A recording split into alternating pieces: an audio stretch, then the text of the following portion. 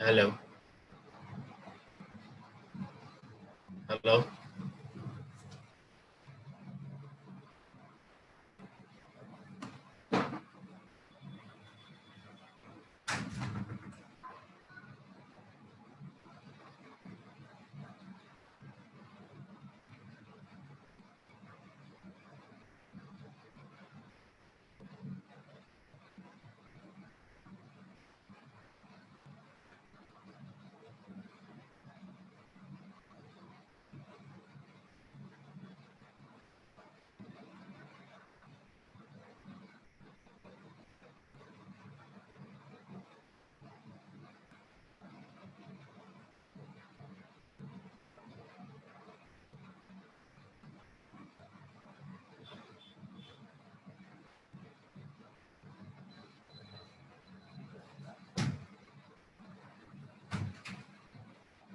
I don't know what's raining. No numbers.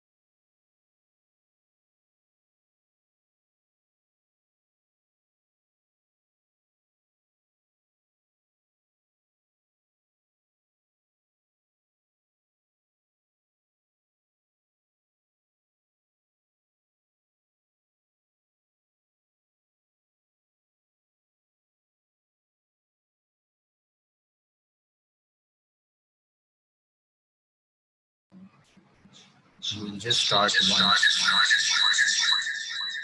people join. Can you guys hear me?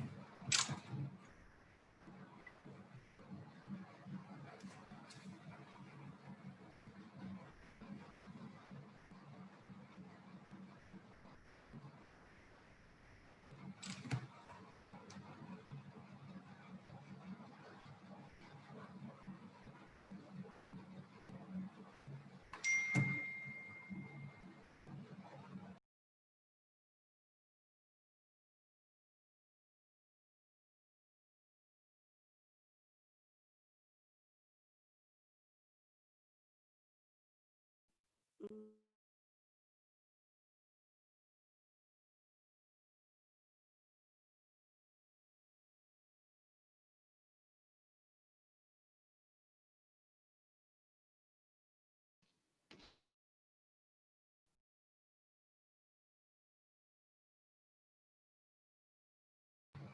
Am I audible, guys? Message in the chat.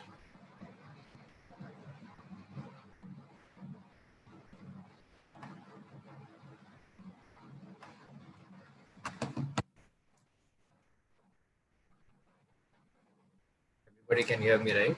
All right. I will just start in a minute or so. A few people who are still joining.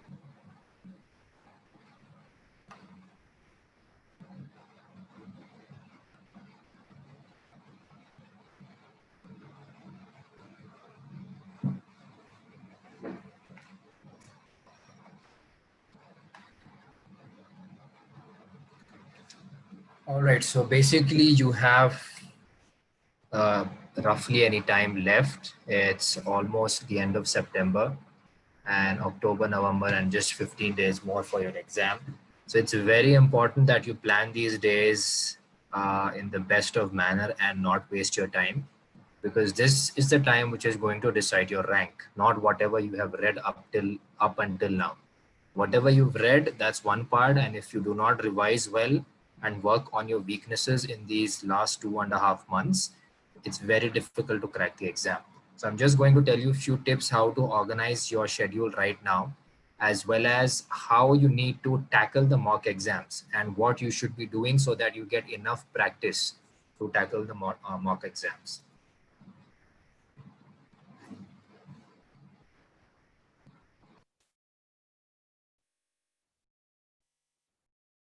All right. So basically, why are we gonna give you mock test and why you should take mock test very seriously and not delay it?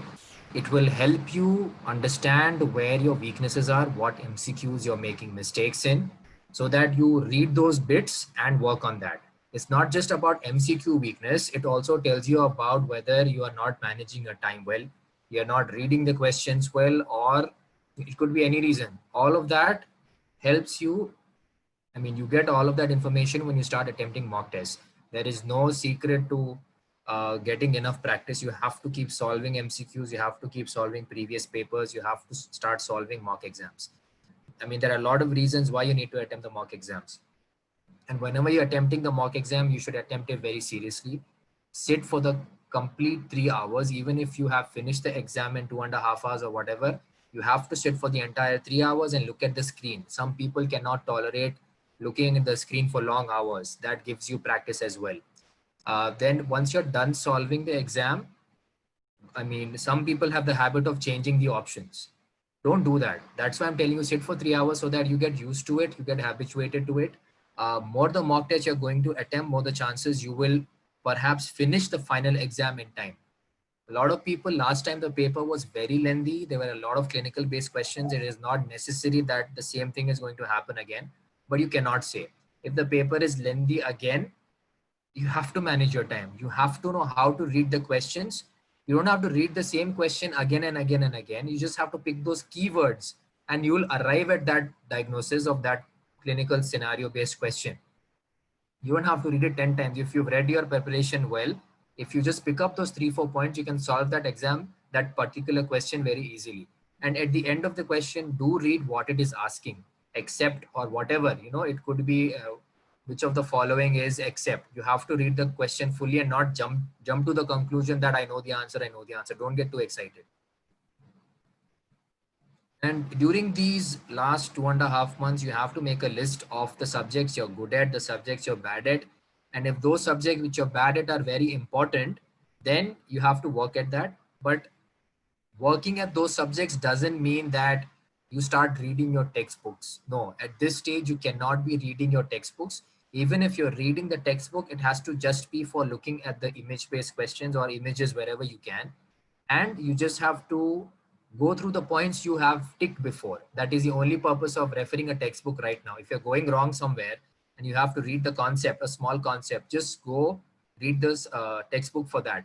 You cannot be reading textbooks now. This is not the time. You have to keep solving the exams. You have to keep solving previous papers, as many MCQs as you can. You just keep reading it with using your mind. Obviously, don't just mug up the MCQs. And also, while making a list, if a particular subject, if you don't have time and if the weightage of the subject is not a lot, then you can decide leaving that subject. Maybe this is a worst case scenario I'm telling you, because you have to study smart. So this is how your exam is going to be divided. Part A mostly will have basics and the medical subjects. Part B will be completely dental. And when you start solving, you will have two buttons or tabs at the top of your screen saying Part A and Part B.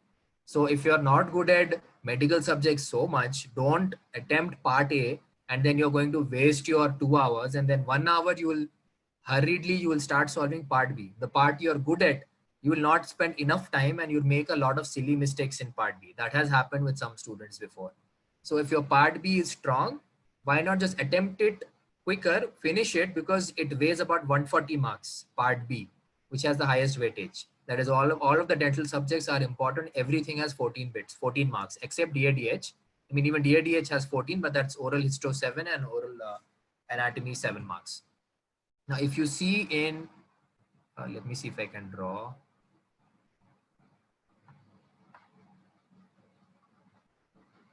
Just a second. So if you see physiology and biochemistry, right? This together combined is 14 marks. Physio would be 7 marks, biochemistry would be 7 marks. So if you do not have time and if you are missing an important subject like oral pathology, then forget about biochemistry and focus more on oral pathology, as it will have more weightage. A lot of questions are going to come from oral path. So if you are not able to finish, this is the worst case scenario. I'm not talking about people who are aiming for top ranks, the top 10 ranks, etc. They have to read everything as much as possible. But if you cannot, then it is a safe bet to leave such subjects. For example, even general path and micro also has 7/7 weightage, but depends. Last time, a lot of questions were asked from micro in terms of clinical based questions. Sometimes you can't say, but it usually is a safe bet. If you do not have time, you can miss the subjects which have 7/7 mark weightage.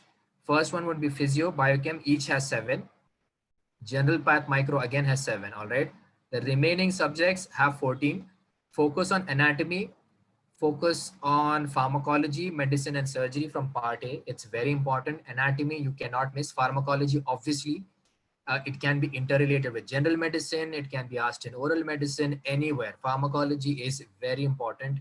Anatomy is also very important. For sure, bits are going to come from there. And whatever weightage they're saying, that will come for sure. Sometimes whatever weightage they say might not come because they do not follow it all the time. And part B, obviously, this is our arena. You should not make mistakes in part B as much as possible. If there's something which is out of the box you have never heard before, then leave that bit. That too, leave the bit after doing negative elimination. See all the 4 options and whatever knowledge you can derive, just eliminate the options. And if you can arrive at an answer, then great, attempt that question. I'll tell you how to solve the MCQs also and avoid negative marking. But remember this, in the final exam, you're going to see 2 parts, part A and part B. If you click on part A, it's going to show you part A questions. Then you can directly skip to part B also. There'll be a part B tab there. If you click on the tab, you can go to part B directly and start solving the dental MCQs. Now, this is not the time to make notes. Absolutely not. You can maybe just write one, two words here and there in your pulse directly or whatever book you're reading and just underline something, but do not sit and start making diagrams, tables, lists and using color pencils and all that. This is not the time to make notes and waste your time. You do not have time. Let me tell you that you do not have a lot of time to make notes. You have to keep solving and finishing the subjects. You cannot spend your time making notes right now. So just keep solving MCQs and refer the textbooks only where something is frequently asked and you're not able to get the concept.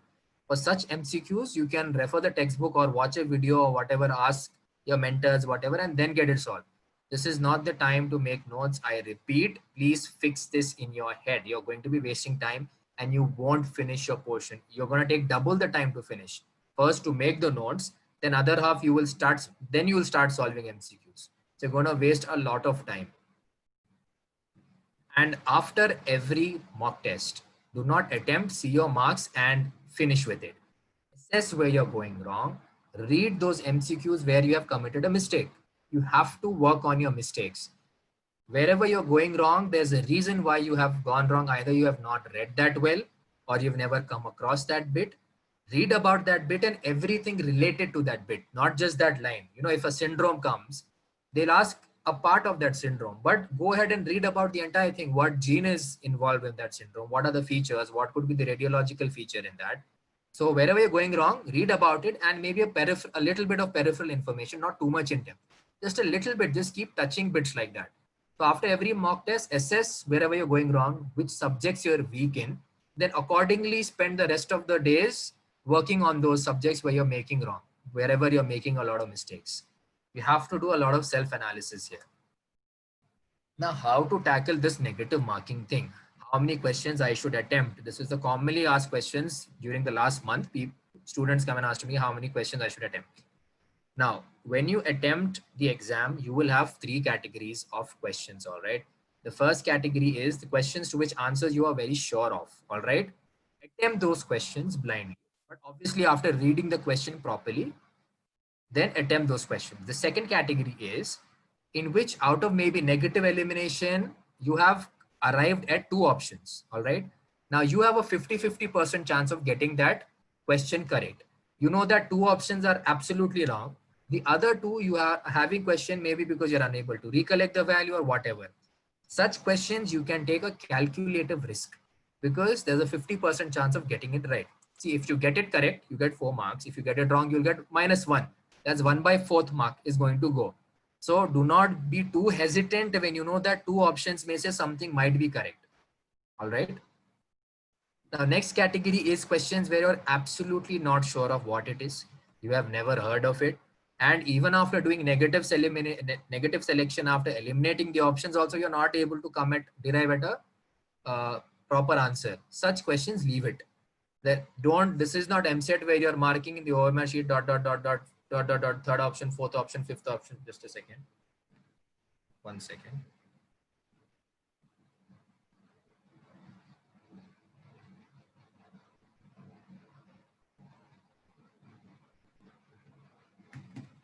Yeah, so the third category of questions, better to leave unattempted unless you recollected or you think you have not attempted enough questions to get a rank.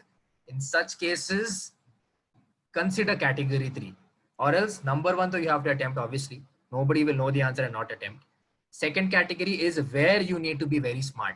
Second category will decide your rank, basically. The questions where you're unsure of, and if you can hit that right option by using some logic, you just have to use like something and derive at the answer, just do some negative selection, keep going back into the memory, maybe something you've read in your BDS or whatever. If you can crack this second category, you're going to get a good rank. That I will tell you for sure. So how many questions should be attempted? To get a top rank, maybe even all India level I'm talking about, 200 or above questions can be attempted. I mean, some people even attempt 230, 240 questions and they get decent ranks, but not necessary that you have to attempt above 200. It depends.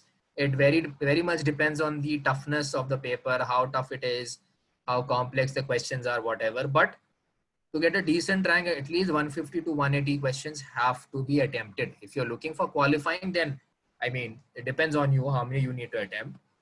The qualifying mark usually is very low, but at least in Telangana region, I think 670, 680 out of 960 is the total score.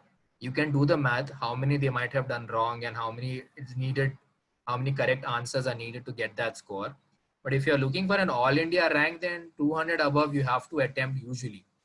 But I will give you the last year's rank list and you can see the marks and then you can compare and then practice accordingly. But as much, I mean, first you have to attempt the questions and see how many are left unattempted. If it is like 150 or less, then start going through the reviewed questions or whichever you have marked, review them and answer them. If in the first round, if you have attempted enough questions, 180, 190, then it's okay. Just go through the questions which you have marked for review and you're doubtful in, just go through if you can crack those questions. If you cannot, leave it. If you've attempted about 190 to 500 questions, not a problem. Obviously, like I told you, practice eliminating the wrong option. This is an important, what do you say, uh, thing which you can learn while solving mock exams. This is not something you practice in the final exam. This is a reason you write the exams also, because you have to practice this. All toppers, do you think they know all the answers which they've attempted correctly? No, nobody can know all the answers. It's just that they're smart in selecting the right answer. This is an MCQ exam. The answer is right in front of you. You don't have to think of an answer and type the answer. What is the answer to this question? The answer is between those four options itself. Whoever is very smart, is playing the game well, they can arrive at the correct answer most of the times. So the toppers have that, what do you say, or the rankers, so to speak, not the toppers, the rankers have that knack of arriving at the correct answer. That you can practice by even doing negative elimination, right? If you read the question, you'll understand what it can be and what it cannot be. This you have to practice now with the mock test. Do negative elimination. If you don't know something, don't panic. I don't know this question, I will not attempt. Try doing negative selection first. If it's not working out, then mark it and go to the next question. Don't waste your time. This is the practice you need to do right now itself. Don't keep this for the finals. Obviously, like I told you, read the question very carefully. Read the complete question. Do not go on reading and reading and reading. If it's a long question, if it's a lengthy paper, do not keep reading the question so that you will waste your time. I think we have calculated before on an average per MCQ, if you have 240, 240 bits in 3-hour exam, you will have roughly 45 seconds for each question.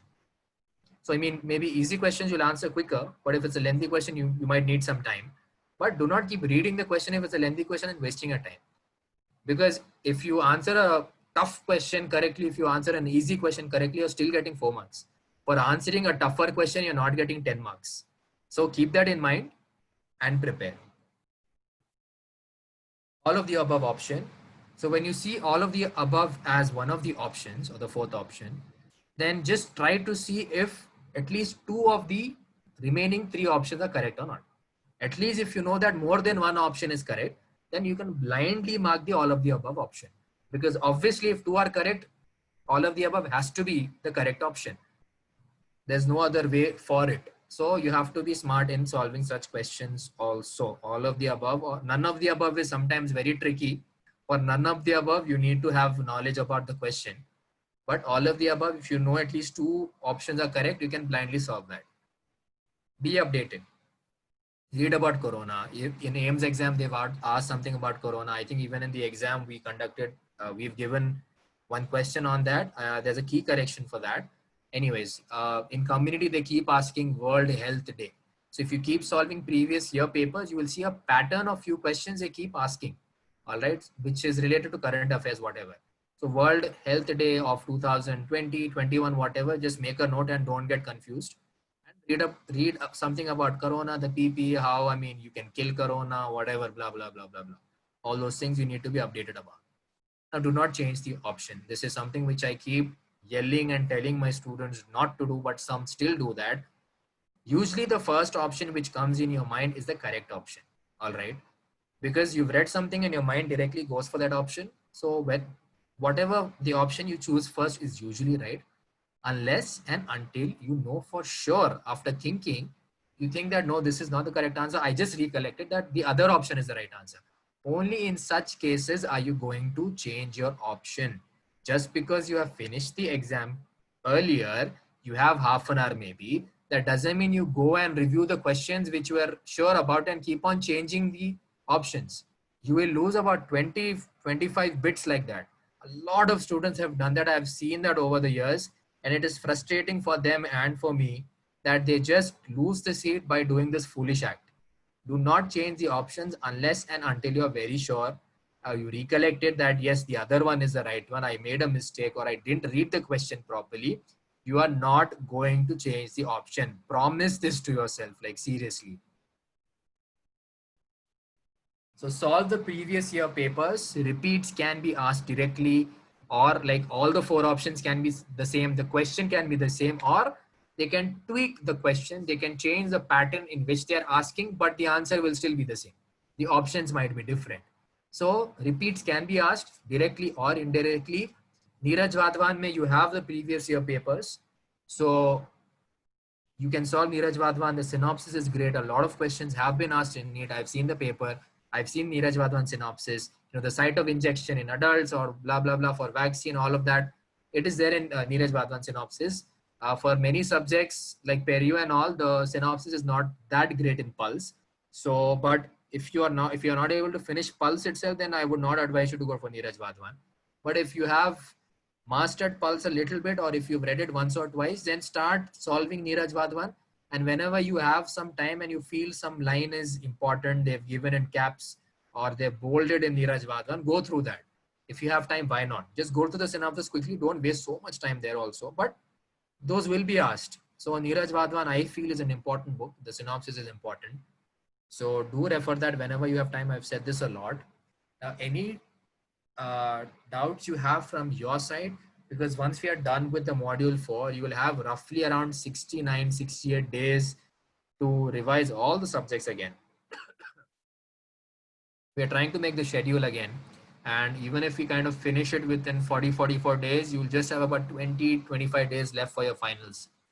So it is very neck and neck. Do not think you have a lot of time.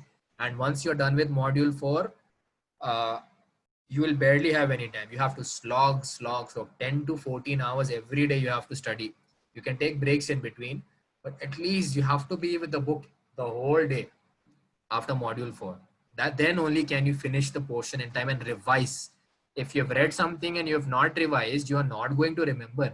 Even before going to the exam hall, you will feel like, I'm not recollecting anything. I am not able to solve the exam. What is happening? You will go into a panic mode and anxiety mode. All right. I have experienced that myself. I was opening Pulse and reading on my way to the exam hall. And I was like, I'm not recollecting, like, what is happening? So I just calmed myself down, like, just see the question. The answer will be in the 4 options. You don't have to brainstorm so much.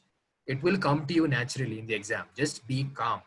Do not panic. Do not think first attempt mein lana hai. I mean, get it in first attempt or whatever, but do not stress your mind so much that first attempt it has to be perfect and all. You're going to waste a lot of time.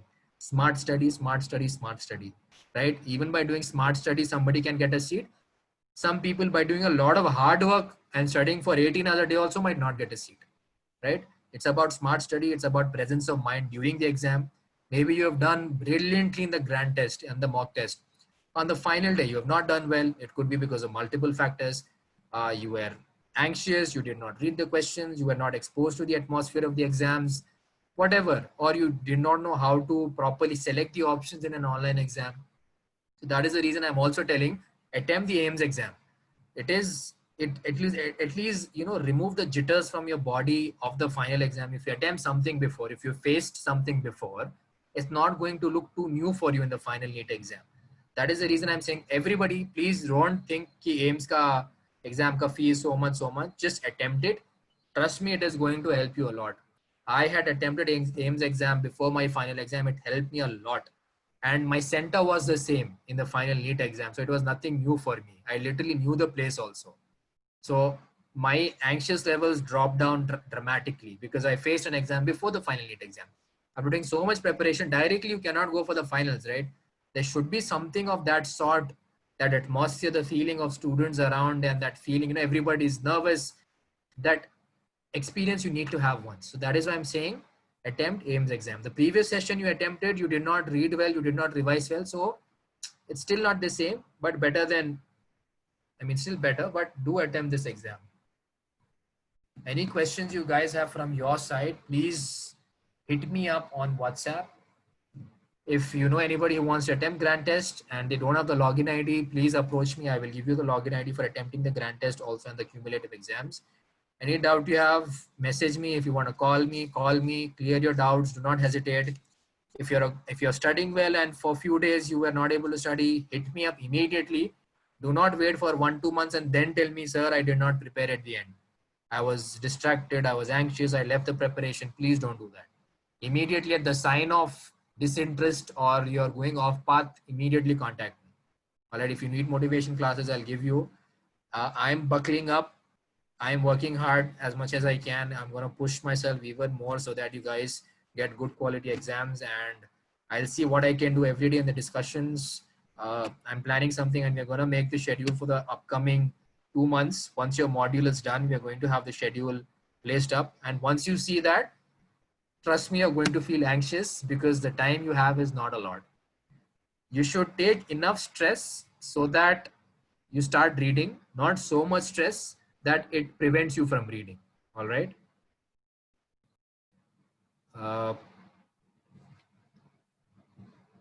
Can you guys hear me still?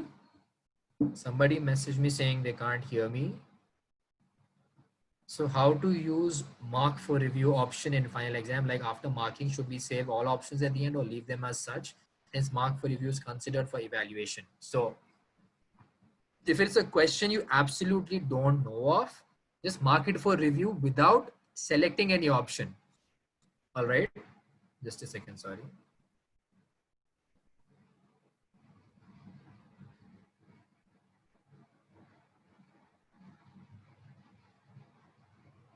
All right. So if what I was saying, yeah, for mark for review, don't know at all, then mark it for review.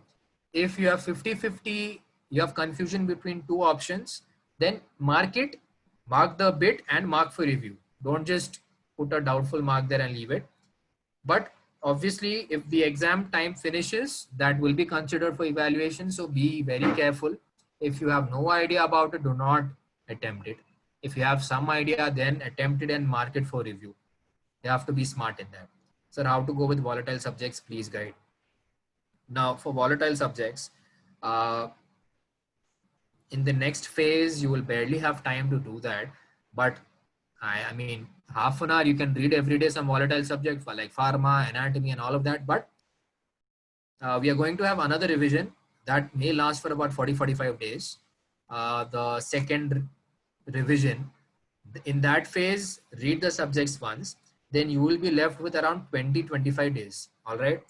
So in the final days, you have to read only the volatile subjects. Like I would start reading pharma, anat, and all of those subjects. I would keep it for the last 15 days or something so that I read it and then I attempt for the exam and it'll be fresh in my mind. Sometimes I might not receptors, what are beta 1 receptors, where are beta 2 receptors, all of that. If I just glance through all the memory based subjects before I go for the exam hall, it'll give me more confidence. Anything else?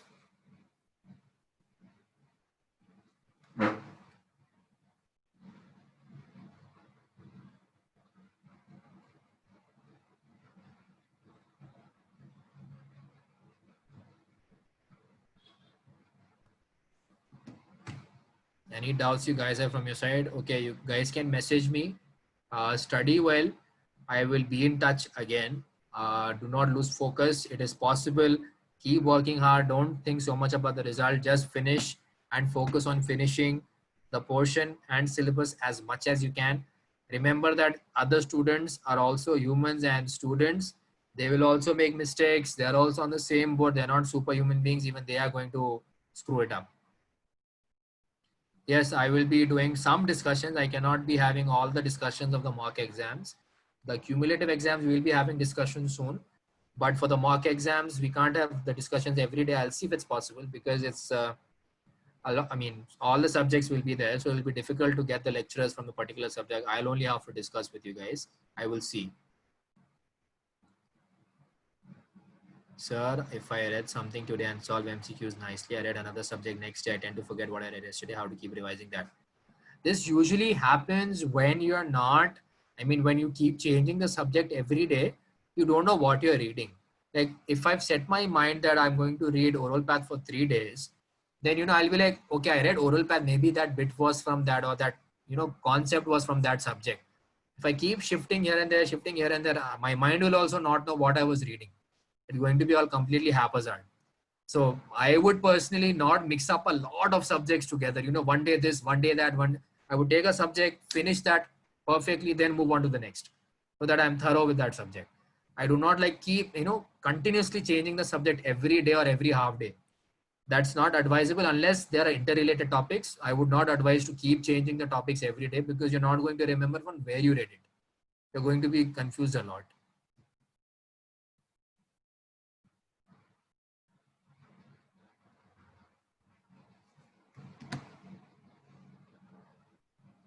Anything else? Yes, Kanchan, tell.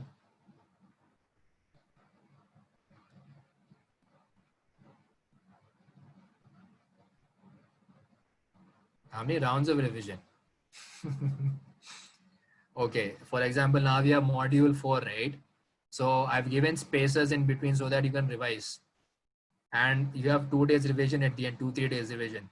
So you should read the subjects of module 4 and then module 3, whatever. And then when you have the revision, you have to finish the entire syllabus again in those 2, 3 days. That will count as one round of revision. Read the subjects in module 3. Then again within those 2, 3 days or in between, wherever I'm giving time for revision, you have to revise again, because you cannot do multiple revisions if you're not doing this. When it's time for revision, increase your pace. During revision, don't spend so much time. At least go through all the MCQs once again, right? Don't go through the depths again in revision time.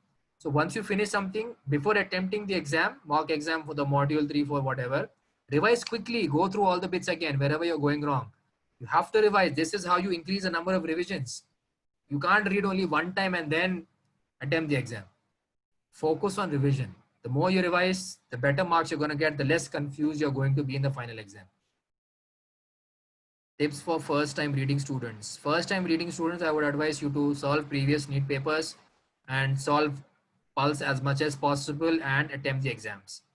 Then don't dwell so much into Neeraj Vadwan. You can just take Neeraj Vadwan previous papers, see the question, see the answer, see the question, see the answer. That's about it. Anything else? All right, so I'm going to end the session. We will have another session. I'm going to keep track of your performances. I go through all of your results. I am seeing your performance. Do not think I don't know your marks. Everybody's marks I'm seeing every week. So study well. Ask doubts whenever you have. We'll have another session soon. We are going to have general surgery, oral surgery class. It's going to be a really good class. Do not miss that. Then we'll see. We are planning to have even discussions of the completed test. Let's see how that goes. All right. See you in the group. Bye-bye.